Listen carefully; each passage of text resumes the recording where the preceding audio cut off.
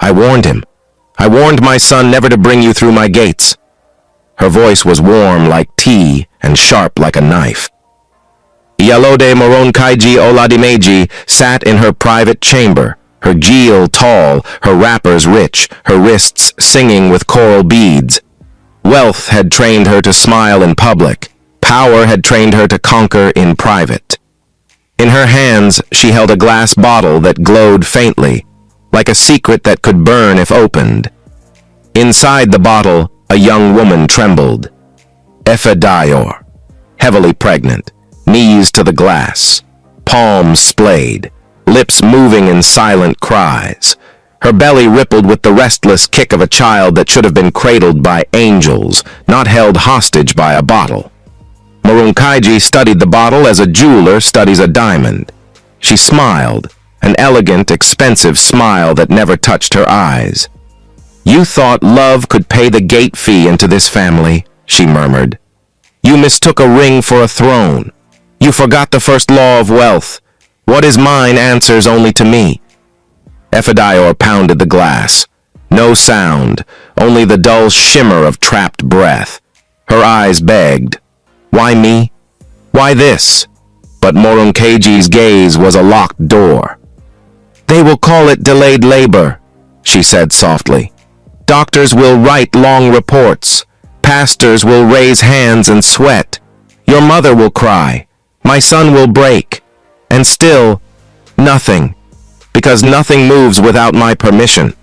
She tilted the bottle, and Efedior slid down, clutching her stomach. "Poor girl," Moronkaiji whispered. Omo Talaka, a girl from a poor background, who believed love could bleach away poverty. "You should have married where your mat fits. My son is not a charity project.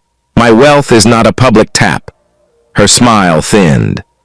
"And when they ask me why," she brushed a finger along the glass, "I will be generous and say nothing. The rich do not explain." Efedior's tears shimmered like rain that could not fall. The child inside her rolled again, as if pushing against a door that would not open. "Rest," Moronkaiji said, almost tender.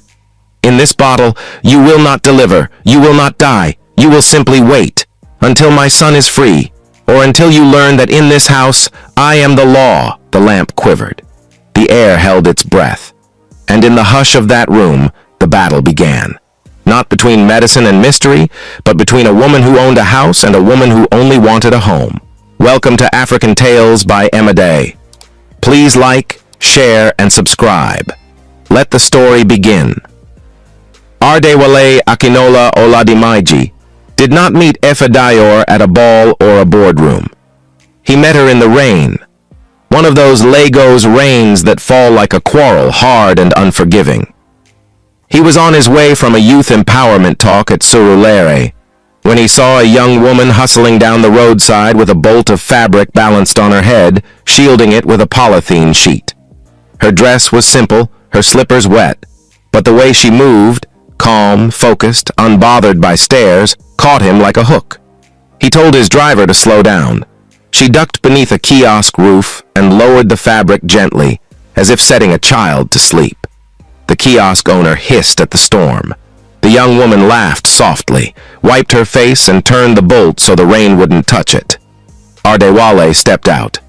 "Excuse me," he said, voice careful, money tucked away in his pocket the way a rich man hides it when he wants to be seen as human. "Are you okay?"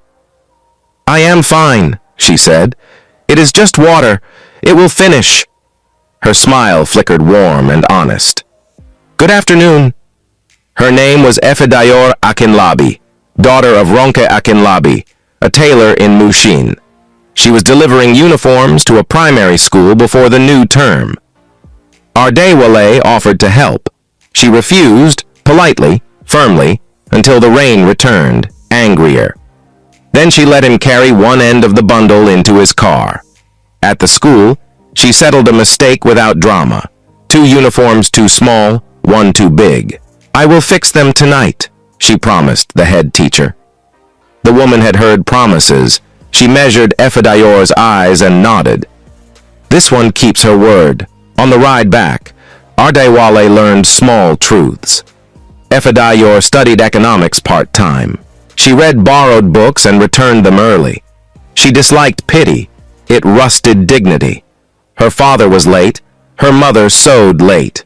She loved the smell of starch on Saturday mornings, the way a well-cut dress could make a woman stand taller.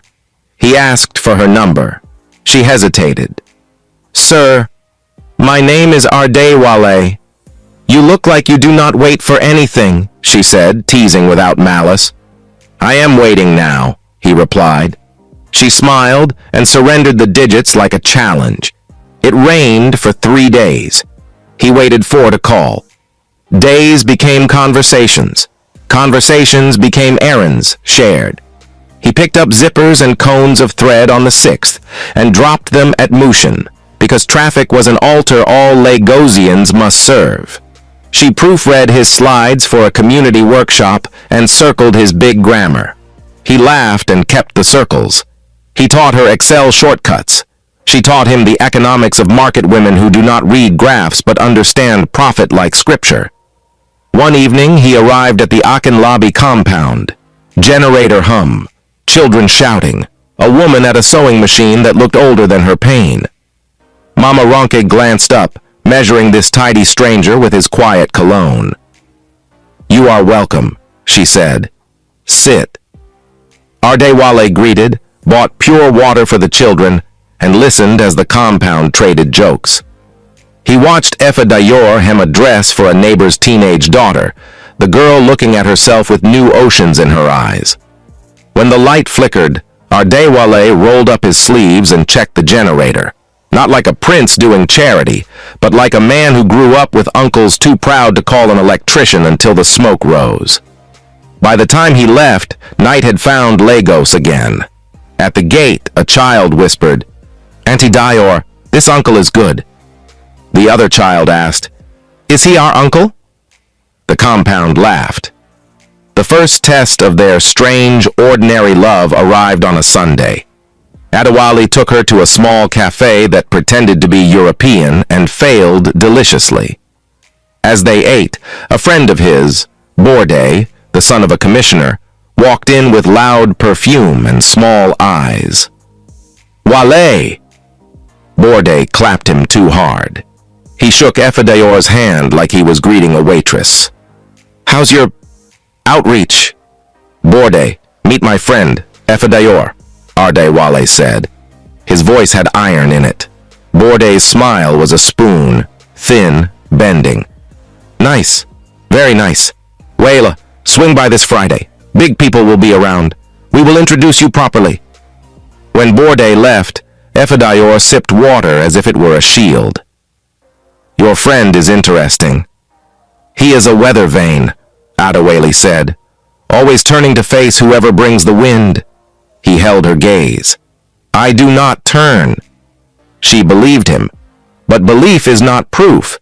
Proof lives in future rooms. Proof arrived when Ardewale said, "I want you to meet my parents." "Already?" "I am not a boy. Your mother will not like me." "My mother does not like anyone she did not choose," he said. "But my father will listen." He placed his palm over hers. "And I have chosen." She did not cry. She only nodded, her mouth steady, and said the bravest sentence a poor girl can say to a rich reality, "Okay." The Oladimeji mansion in Ikoyi did not open. It happened. High walls. Lawns like well-combed hair. Inside, chandeliers remembered Paris, and the rugs remembered Persia, and even the staircase seemed to say, "Climb, but mind yourself." Chief Akinola Oladimeji welcomed them first, tall, silver at the temples, voice like a radio that never shouts. He shook Efedayor's hand with both of his, a small dignity that can make a person feel visible. "You are welcome, my daughter," he said. "Sit. In this house, we greet before we judge." Tea arrived. Puff Puff arrived. The silence before the storm arrived. And then the storm entered. Ialode Moron Kaiji, jewels, perfume that announced and then scolded you for not anticipating. a smile trained by photographers. Her eyes flicked to Efedayor and did not stay. "Akin," she said to her husband, "I thought you said we had family coming." "We do," Chief Akinola replied gently. "Our son has brought the woman he loves." She looked at Ardaiwale, then at the tea set, then at the ceiling, careful not to look at Efedayor as if refusal could erase presence. "Oh," she said, pouring herself tea. "You brought someone." Silence sharpened the air. Ardaiwale spoke evenly. "Mother, this is Efedayor Akinlabi. She is the person I told you about." Moronkaiji stirred her tea that did not need stirring. "Akinlabi. From where?" "Mushin, ma," Efedayor said, voice steady, back straight. "Mushin." The word sat in Moronkaiji's mouth like a seed she would never plant. "What do your people do?" "My mother is a tailor, ma." "Your father?" "Late, ma." "Which late?" she asked, as if grief had grades. 10 years, ma." "May his soul rest," Chief said softly. "Amen," said everyone but the storm. "And you?" Moronkaiji asked. "School?" "Part-time, ma. Economics. I assist my mother." "Ah?" She smiled, finally looking at Efedayor the way a person looks at fabric to test its thickness. "So you sew, and study, and assist." Her gaze shifted to Ardaiwale, the smile widening without warmth. "And you, my son, speak in Victoria Island and shop in Mushin." Ardaiwale's jaw tightened. "Mother." She turned the smile off like a switch. "Let us not pretend," she said pleasantly. "The home of Oladimeji is not a project. We are not a ministry of uplift. We marry to build, not to babysit. Love is good, very sweet, but love does not pay maintenance on marble." Chief Akinola cleared his throat. "Moronkaiji, allow me," she said. "Young lady, you may be an angel, I do not know. But angels also have addresses. What is your father's compound? Who is your mother's people? If I am to give you my name, what will you bring to it? Thread?" Efedayor's throat burned.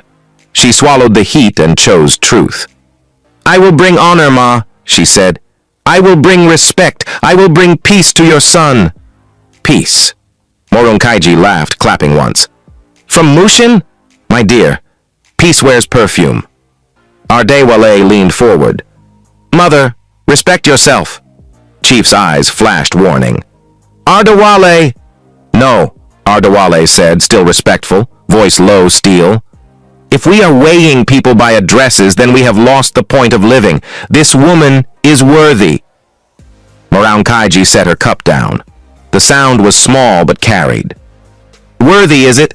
Akin," she turned to her husband. "Do you hear your son? Because he read books abroad, he thinks he can correct culture."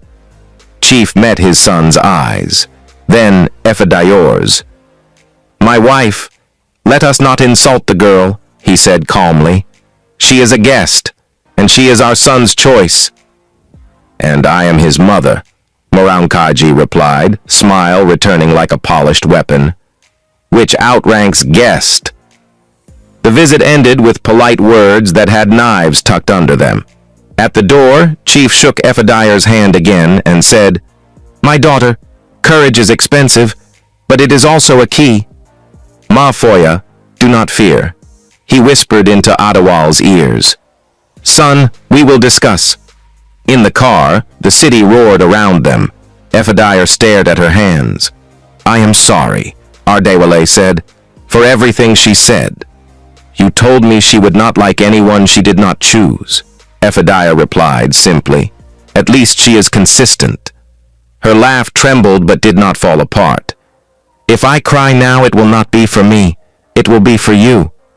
"For me?" "You are the one who must choose between a woman who gave you life and a woman who gives you home." She turned to him. "Do not choose now. Just stand." He did not kiss her. He held her hand like a promise that had to learn patience. That night, the Oladimeji master bedroom grew smaller. "Akin, you are a father. Behave like one," Moronkaiji said, pacing. "Do not support foolishness." "Moronkaiji, the girl is decent," Chief replied. "I saw it in her eyes. She respects herself. She respects us. We do not marry eyes, Akin. We marry families. Can her people sit with ours? Can they carry this name without bending under it? Names bend if the people inside them are proud without reason, Chief said evenly. Is it pride you want to bequeath, or a son who sleeps in peace? She stared at him. You like her. I respect what she stands for, he said. There is a difference. She exhaled. Akin, I grew this house. I held it together with taste and sense. I will not watch a girl from Mushin become our headline. Chief's voice was gentle, final. We will not be the first rich family to accept good character, and we will not be the last rich family to regret rejecting it. She watched him, lips pressed. Then prepare yourself, she said softly. Because if our son insists on shame, I will not sit and smile for photographs. A mother who fights love, Chief warned, often loses her son. A woman who threatens me, she replied, often meets silence. In the silence, wealth felt like a room with not enough air. Days turned into debates. Adewale came to the mansion alone. The first conversation was respectful. Mother, he said, I know your heart for this family. But character must count for something. Character does not drive legacy, she answered. Class does. Class without conscience is a well-set table where nobody eats. She smiled. You have become a preacher. I have become a man, he said. The second conversation carried tremors. Why do you hate her? He asked. Hate. I protect. You humiliated her. I tested her. You failed. Her eyes flashed. Adewale, mind your tongue. He swallowed the anger. I am minding my life. The third conversation broke something. If you marry that girl, she said quietly, you will regret it. He stood. If I lose her to your pride, you will regret it. Are you raising your voice at me? I am raising my future, he said, voice shaking. And I will not let you bury it because you are afraid of what people will say. They stared at each other. Mother and son on opposite shores, the river between them made of words that once meant love. Chief tried to ferry peace across. In the study, he told his wife, You asked me to be a father. I am being one, to my son and to our name. We cannot buy a daughter-in-law the way we buy curtains. I do not buy wives, she said coldly. I curate them. And what of the heart? He asked. Who curates that? She turned her face to the window. Let him bring another girl. He has brought his joy, Chief said. Let us receive it. What will people say? Let them say we chose goodness. You are sentimental, Akin. And you are afraid, he replied gently. Afraid that wealth will not be enough if the girl at our table reminds us that we are human. For the first time, she said nothing. Fear, when named, often loses its makeup. Chief did not stop there. He went to Mushin. The Akin lobby compound watched a black Prado crawl in like a visiting senator. Children ran behind it. Neighbors peeked from verandas. Mama Ronke stood at her machine, her heart pounding in her ears. Sir, you are welcome, she said, wiping her hands on a clean cloth. Chief smiled. Madam Ronke, I have come as a father. She brought a chair, the best one, and prayed it would not wobble. They talked. He asked about her husband.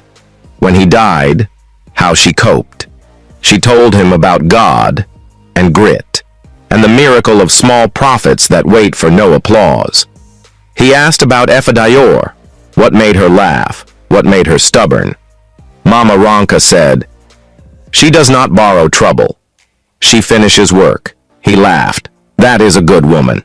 Sir, she said, eyes bright, I train my children to carry themselves like rice, never too soft, never too hard. I did not teach them to beg for chairs. They will stand until they are invited. He nodded, moved. Before he left, he placed an envelope on the table. She pushed it back. Sir, thank you. But if I take it, they will say I sold my daughter. she said. Let them not have a story to tell. Chief bowed his head. You are a strong woman. No, sir, she said. I am only a mother. He returned to Ikoyi carrying a new respect that refused to be shaken. But while Chief was collecting reasons to accept, Murunkaiji was collecting reasons to resist. Every conversation with her friends, every whisper from society women, every side eye at luncheons added stones to the wall she was building in her heart. Her friends at the Women's Association whispered over pepper soup. Murunkaiji, we hear your son wants to marry a tailor's daughter? Ah, God forbid, oh, after all your work, your class, your position. She will drag your name into Mushin mud. We know these girls. They pretend humility, but they come for the property. Murunkaiji smiled politely, but her pride bled inside. She had built her status brick by brick. No girl from the streets would turn her empire into a public joke. A society gala cemented her fears. Chief and Murunkaiji arrived with Ardaiwale, and tongues wagged because he brought Efadayor along. The hall glittered with governors' wives and business moguls' daughters. Efadayor, dressed in a simple gown Mama Ronki had sewn with trembling hands, walked in with quiet dignity. But whispers chased her like shadows. See? That must be her. She doesn't even wear designers. Which rich son marries this kind of girl? Efadayor sat still, eyes lowered, pretending not to hear. But Ardaiwale saw. His jaw clenched, and he held her hand tighter under the table. Later, during the dance, one of Murunkaiji's friends leaned close and said, Madam, you had better control your son before this disgrace becomes official. For the first time, Chief lost patience. Enough! He thundered in a voice that carried across the table. The dignity of a woman is not measured by her dress, but by her heart. The hall fell silent for a moment. Efadayor's eyes stung with tears she dared not release. At home that night, the storm broke. I will not attend this wedding, Murunkaiji snapped. Then you will miss your son's joy, Chief replied. Joy? Joy will finish when hunger begins, she shouted. What does she bring? Poverty? Shame? She brings dignity, Chief said calmly. She brings disgrace, she spat. She brings love, Ardaiwale interjected. She brings ruin, Murunkaiji hissed, her eyes flashing. The house shook with silence. Finally, Chief said, Murunkaiji, fight this, and you will lose your son forever. Pretend if you must, but accept. Do not dig your own grave with pride. And so, on the wedding day, Iyalode Murunkaiji wore her richest lace, her head tie standing tall. She smiled for photographs, congratulated the bride, hugged guests, pretending like the perfect society mother. But inside, she was already plotting war. After the wedding, Ardaiwale and Efadayor settled into their new home. Happiness warmed their small family. Ardaiwale pampered his wife endlessly. Mama Ronke visited often, blessing the house with prayers. But in the Oladimaiji mansion, Murunkaiji's heart was fire. The very next week, she returned secretly to the Babalawo in Lekki. The man welcomed her with a sly smile. Madam, you are back. You said the charm will seal her womb, she snapped. It will, unless your son's love is too strong, the man said carefully. Murunkaiji slammed money on the table. Strengthen it. I do not care what it costs. Efadayor must never conceive. Do you hear me? Never. The herbalist gave her new incantations, new powders, and strengthened the antique bottle. He promised her peace, and she left satisfied, certain she had won. At family gatherings, she played her role well. She welcomed Efadayor with false warmth. My daughter, are you eating well? You look tired. Don't worry, God will do it. To everyone, she looked like the supportive mother-in-law. Only her bottle knew the truth. But months passed. Ardaiwale and Efadayor laughed, prayed, and loved like newlyweds. Every test came back negative. Doctors shook their heads. Moronkaiji's pride swelled. She felt untouchable.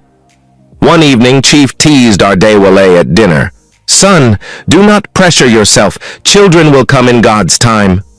"Yes, Daddy," Ardewale smiled, "but I know my wife. She will carry." Moronkaiji sipped her wine smugly. Never, she thought.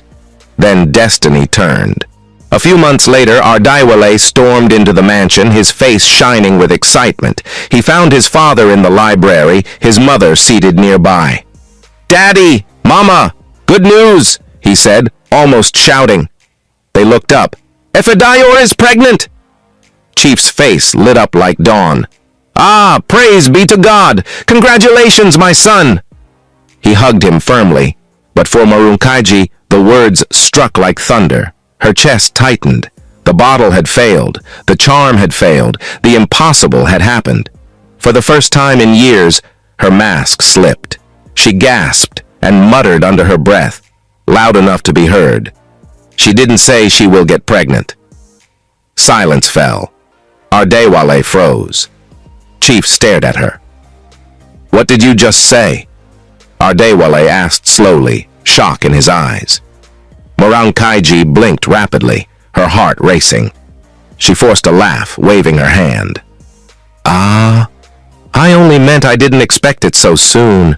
These things can take years, you know." Chief's brow furrowed, uneasy, but he said nothing. Ardewale stared at his mother for a moment, then shook his head and embraced his father again. He was too happy to fight. But inside Moronkaiiji, fear had taken root. If the Babalawo's charm could fail, then Efedayor's child was no ordinary child. And so, behind her smiles, she began plotting darker, deadlier paths. The house was still humming with congratulations when Ayalode Moronkaiiji excused herself to her room and shut the door with the softness of a woman who never needed to slam to be obeyed. The word pregnant kept circling her skull like a stubborn fly. It should have been impossible. Money had been spent, rituals had been done, assurances had been given. Yet Joy had walked in on 2 feet and sat in her living room, calling her Mama. Inside, she did not sit. She paced. The first Babalawo had promised drought, yet water was singing in her house. That meant only one thing in her arithmetic. The man was small. If a small door cannot hold a flood, find a gate.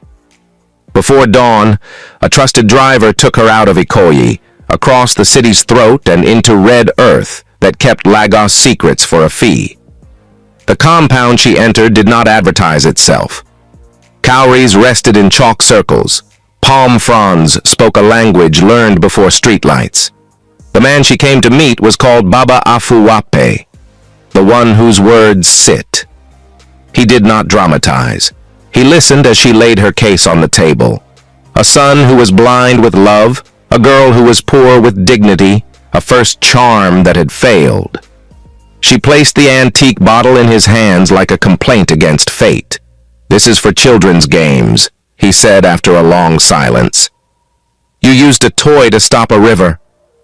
Can you stop it?" she asked. "I can tie time around it," he replied, eyes steady. "She will carry. She will grow. She will swell.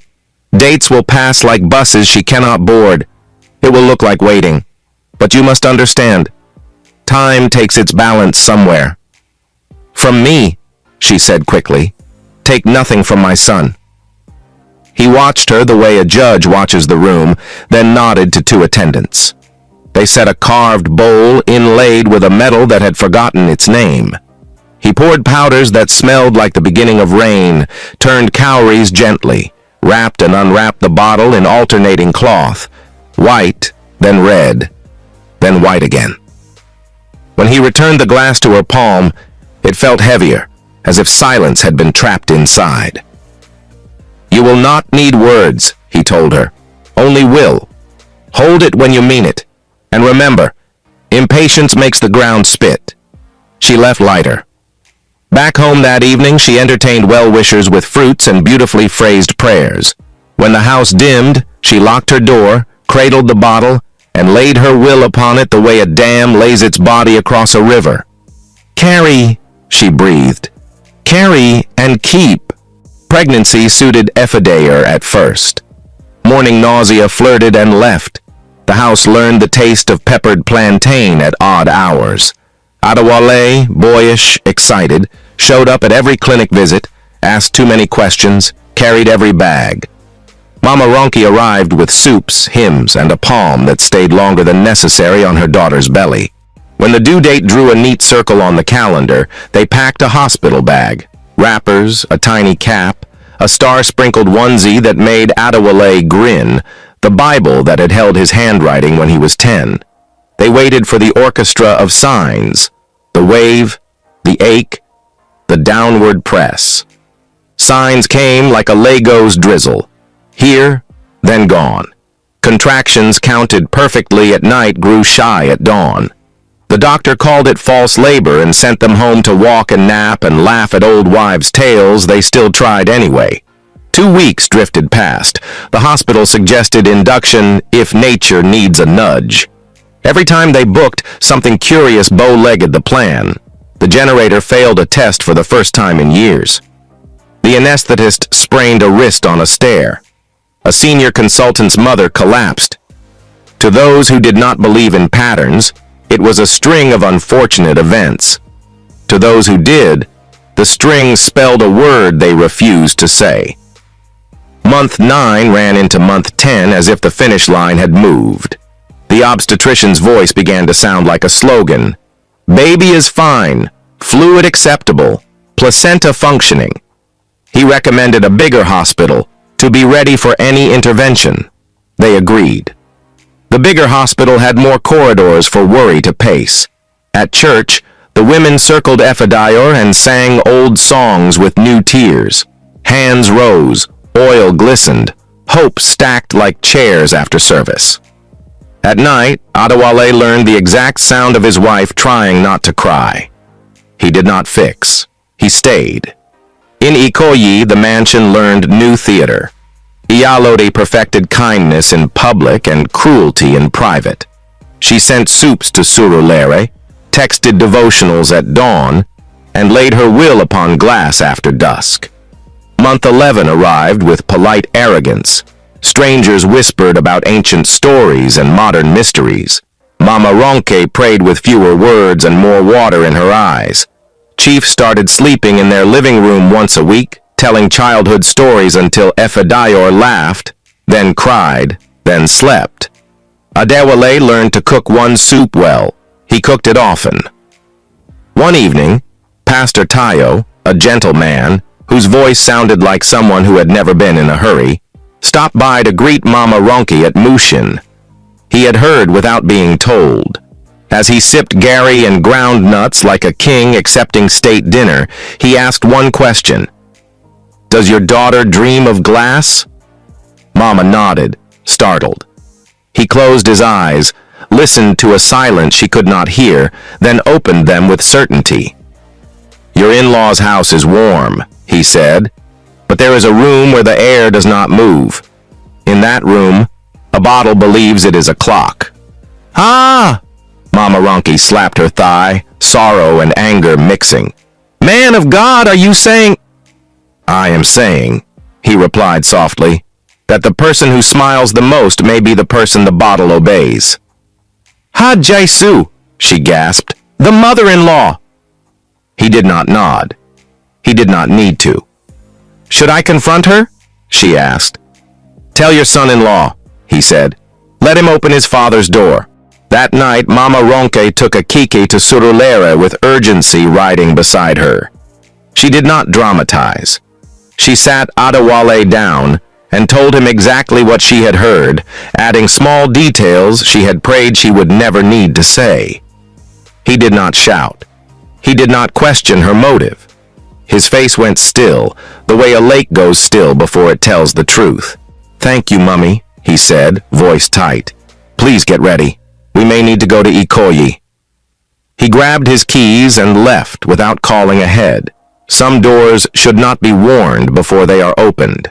He entered the mansion like a son who still remembered where the stairs creaked, Staff greeted him with relief. Oga was here. Perhaps today would be normal. He did not greet long. He climbed to his mother's floor and reached her door without announcing himself. He opened it. Iyalode was there, seated with a posture money teaches and power confirms. In her hands, the bottle sat like a prize. For a breath, his mind refused to understand. Then he saw the faint shimmering image inside, Ephadior, heavily pregnant, palms pressed against invisible walls, lips moving in a cry no ear could keep. His world lurched. "Mama," he said, and the word came out like a wound. She did not drop the glass. She did not beg. She set it down carefully and stood, smoothing her wrapper with fingers that did not shake. "Adewale," she said evenly. "You should have knocked." "What is this?" His voice rose and broke in the same second. "Who are you?" "I am your mother," she replied. "Protecting what I built." "By imprisoning my wife?" he shouted. "By holding my child hostage in a bottle?" "Your child?" Her laugh was soft and cruel. "My son's child. My name's Air. You dragged a girl from Mushin to my table and called it love. I am arranging the bill." He stepped forward. "Release it." She met his eyes, and for the first time since he was small, did not blink. "I warned you. I told you this house does not bend to pity. She did not say she would get pregnant, and yet you parade me with surprises in my own home. Let her carry since you are stubborn, but let her learn that births in this family happen when I say so." "God," he gasped, grief curdling into rage. "You are saying this with your mouth?" "You chose a wife against my counsel," she said, voice low with heat. "Now you will choose a mother or a miracle. You cannot have both." He moved. She moved faster, years of Pilates and pride stiffening her reflexes. They scuffled without touching, the dance of two powers that had never met like this. He reached for the bottle. She pivoted. He faked, snatched, almost lost it, then held it tight against his chest, breath ragged. "Adewale," she warned, something like fear flashing at last. "Do not take one more step." He took 3, opened the door, ran, down the stairs, past a maid who froze with a tray, past a security man who mouthed, "Jesu," into the front courtyard where Lagos was busy being Lagos. He stopped on the tiles, chest heaving, bottle warm like an insult in his palms. At that exact moment, the gate opened to a small procession. Chief Akinola, grave and certain, Mama Ronke, eyes swollen but steady, Pastor Tayo, quiet like thunder you cannot hear yet, and Ephadior, weak, heavy, unhappy, supported on both sides by women who loved her. Their eyes found the bottle in his hands. The courtyard inhaled. "Blood of Jesus," Mama Ronke whispered, both hands to her head. Chief looked from the glass to his son's face and, in that instant, understood the price of the last 12 months. Grief rearranged his features. "Moronkaiji," he called, not as husband to wife, but as judge to witness. She came out, head high, chin set, queen even under accusation. When she saw the assembly, she did not cower. She folded her arms and stood before her own front door like a monument. "Mother," Adewale said, voice shaking, "confess." "To who?" she asked, amused. "To a tailor and her pastor? To a daughter-in-law who wants to reap where she did not plant?" Pastor Teyer stepped forward, still not loud. "Madam, the earth is kind to the rich because the poor cannot afford to argue. But heaven has no price list. Return what you have held." She smiled with all her teeth. "I warned her," she said to the gathering, as if giving a press statement. "I told her to leave my son. She insisted on tying her poverty to my name. Now she is learning a lesson all climbers learn. Not every ladder is for you." There was an audible gasp. Chief shut his eyes like a man refusing to watch a building he paid for collapse. The pastor turned to Adewale. "Son, what you hold is not glass. It is a courtroom," he said. "Judgment is a sentence away. Lift it." Adewale raised the bottle. "Madam," the pastor said finally, turning his calm into command, "you have no authority here. By the mercy of the one who gives children in seasons, your word expires today." He faced Adewale again. "Break it!" For the first time, Ayalode's composure cracked. She took a step forward, hand outstretched. "Adewale, break it!" The pastor's voice did not rise, but the ground seemed to hear him. Chief placed a hand on his son's shoulder. Mama Ronke clutched her chest and whispered names of God. Efedayor swayed, a low moan escaping her as if her body were catching a scent it had been denied. Adewale brought the bottle down hard on the stone step. It shattered, not like glass, but like a held breath finally released. A wind that did not belong to Lagos moved around them and was gone. Efedayor screamed, not with fear, but with the ancient shout of a body opening. Her hands flew to her belly. Water broke, there in the courtyard, the way water has always chosen its own moment. "Labor!" one of the women cried, half praising, half panicking. Simultaneously, Ayalode clutched her eyes. "What is this?" she gasped, stumbling. I cannot see." Darkness gathered in her gaze like spilled ink. She reached for a wall that refused to be where her mind remembered. Pride, for the first time in her polished life, failed to stand her up. No one answered her. The courtyard shifted from tribunal to emergency. Chief snapped into motion. "Car! Now!"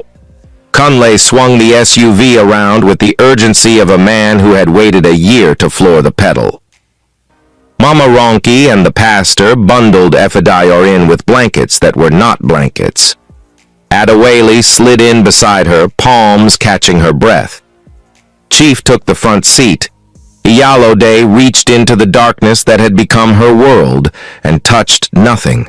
As they pulled away, Pastor Teor turned once to the woman at the gate who had been queen of this address for 2 decades. He did not gloat. He did not summarize. He simply said, "Return to God what you stole from time." The driver did not stop hearing the cry in the back seat until the hospital swallowed them. Inside, theater lights did not blink. The anesthetist did not sprain anything. The consultant's hands moved like a man who finally had permission. Adewale did not sit. He prayed standing, forehead to the cool glass of a door that hid mercy and medicine. A baby's cry burst through the corridor like a song Lagos had been trying to write for a year. A nurse opened the door with the smile of a woman who had seen the opposite too often. "Bouncing baby boy," she announced, as if declaring independence. Adewale forgot that grown men are supposed to swallow tears. Chief sagged against a wall and turned his face away from staff. Mama Ronke went to her knees where nurses prefer people not to kneel and said thank you in 3 languages. In the ward, Efedayor, tired, glowing, emptied, and full, held a small boy with a mouth that already looked like a promise. "My son," she whispered, "Ariormide, my joy has come." Back in Ikoyi, Iyalode sat on the edge of her well-made bed, eyes open to a darkness that would not explain itself. Her fingers were folded neatly in her lap, as if a photographer had arranged them for a magazine. For the first time since she learned to climb ladders, she did not know what to do next. The house breathed around her without asking permission, and somewhere between Surulere and Ikoyi, the city exhaled. The kind of exhale a year trapped in a bottle owes the air. Thus ended the long night of waiting. A night stretched into 12 painful months. The pride of a mother who feared losing her grip, the cruelty of wealth that thought itself greater than destiny, and the secret hand that tried to cage life itself. All fell before the hand of the Almighty. Efedayor gave birth not just to a child, but to testimony. Adewale learned that love without courage is fragile, but love with truth is unbreakable. Chief Akinola discovered that silence in the face of wickedness is also a kind of agreement, and Moronkaiji, the wealthy, proud matriarch who thought she could control time, discovered that when a person fights God's purpose, they are only fighting their own peace. She remained blind forever.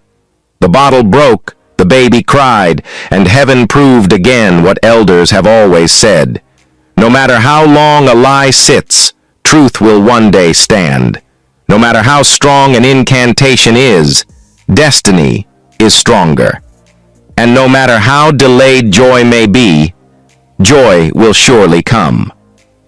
Dear beautiful family, this was the story of Efedayor, the girl from a humble background whose destiny could not be caged, and the mother-in-law whose wealth could not purchase fate. If you have followed this tale from beginning to end, you will agree with us that pride destroys, but humility builds. Hatred delays, but love delivers. And in the end, God's time is always the best. Thank you for watching African Tales by Emma Day. If you enjoyed this story, do not forget to like, share, and subscribe so that more people can join this family of timeless tales. Until next time, remember this: destiny may be delayed, but it can never be denied. See you in our next story, and may your joy never be trapped in any bottle.